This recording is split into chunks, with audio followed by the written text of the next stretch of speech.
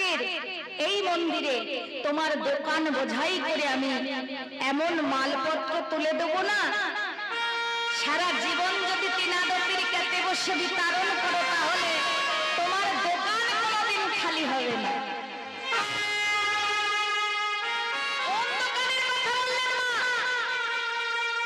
ভুসিমাল দোকান, স্টেনারি দোকান, গোবিন্দ এসব দোকানের কথা বললেন না, বললো এই যে দোকান। নববিধা ভক্তির প্রথম স্টেপ হলো শ্রবণম। শ্রবণে পাপ খণ্ডন হয়, শ্রবণে মুক্তির উপায়, মুক্তির পথ পাওয়া যায়। তোমার এই দোকান বোঝাই করে তুলে দিলাম এই নাম, 12 নাম, 16 নাম বলবই সত্য।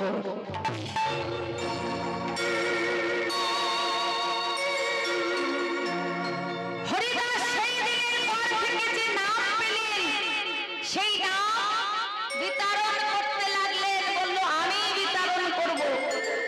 3 দিনের সেই ছেলেটা দরজা বন্ধ, সবাই শুনতে পাচ্ছে কাঁদছে, কিন্তু কান্নার ছেলে সে কৃষ্ণ নাম করছে।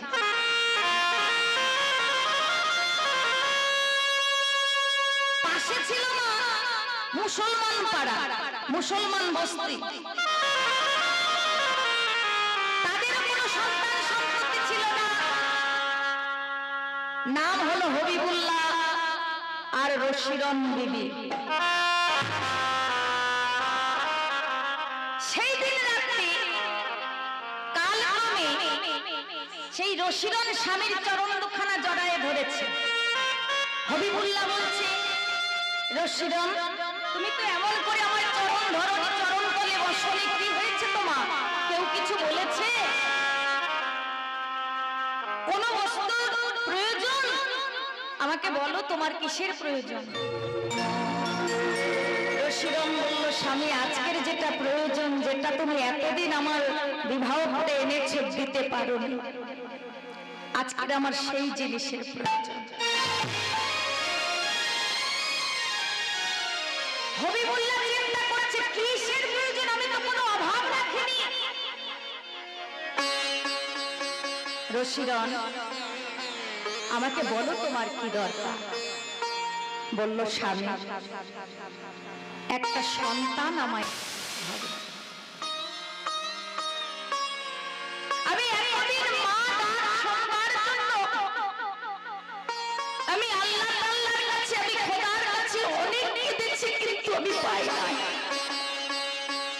যেখান থেকে হোক আজকের তুমি আমার প্রতিজ্ঞা করো, কাল সূর্য উদয়ের পূর্বে তুমি আমায় একটা আম্মা বলা পাখি এনে দিতে হবে।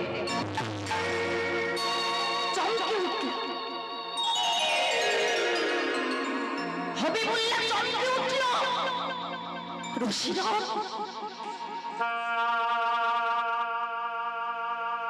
এই জগতে মায়ের অবদান হলো সর্বশ্রেষ্ঠ অবদান। তুমি যে আমার কাছে আবদার করে একটা সন্তান চাও, কিন্তু এই সন্তান আমি এক রাতের মধ্যে আমি কোথা থেকে দেব? রশিরন বলছে, স্বামী আমার ঐশ্বর্য, আমার ধন যশ খ্যাতি আমি কিচ্ছু চাই না।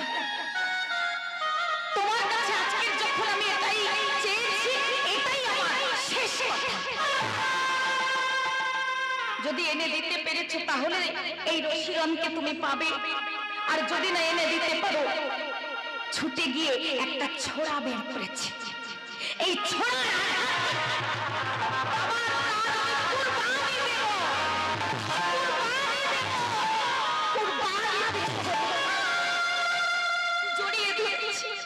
রশিরনকে জড়িয়ে ধরেছে। রশিরন তুমি কি প্রতিজ্ঞা আমার কাছে ফিরিয়ে নাও, ফিরিয়ে নাও তোমার প্রতিজ্ঞা। আমি যেটা বলেছি এটাই আমার শেষ কথা। ঘরের মধ্যে গিয়ে মা দরজা বন্ধ করে দিল। বাইরে থেকে কড়া নাড়া দিচ্ছে, ভিতর থেকে আওয়াজ নেই।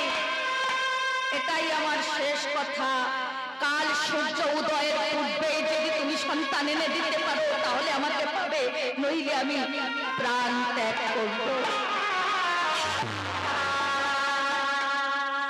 হবিবুল্লাহ ছুটতে ছুটতে চলেছে।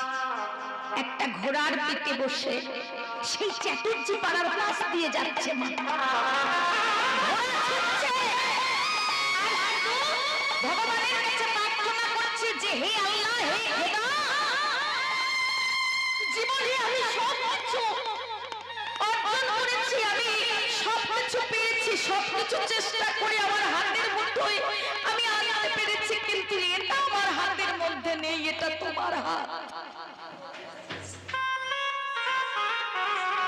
তুমি যদি জোগাড় করে একটা সন্তান দাও প্রভু, তাহলে হয়তো বাঁচতে পারে আমার ওই রশির। কাল পূর্ণিমা সেই চ্যাটুর্জি পাড়ার পাশ দিয়ে যাচ্ছে, কানে শুনতে পেলেন সেই শিশুটার কান্না। পাশাপাশি গ্রাম তো, নাম জানতেন, চিনতেন, যেটা সেই চ্যাটুর্জি বাড়ির মনোহর চক্রবর্তীর বাড়ি। এতদিন শুনেছিলাম কোন সন্তান সন্ততি নেই, তাহলে এর ঘরে থেকে এমন শিশুর কান্না কোথা থেকে ভেসে আসছে? হবিবুল্লাহ কড়াতে নাড়া দিচ্ছে, চ্যাটুর্জি মশাই বাড়িতে আছেন? চ্যাটুর্জি মশাই বাড়িতে আছেন? এমন কাল ঘুম আপনারা যদি ঘুমিয়ে পড়েন তাহলে শিশুটা কাঁদতে কাঁদতে প্রাণ ত্যাগ করবে। আহা, সবাই জানে কাঁদছে, কিন্তু হরিদাস কৃষ্ণ নাম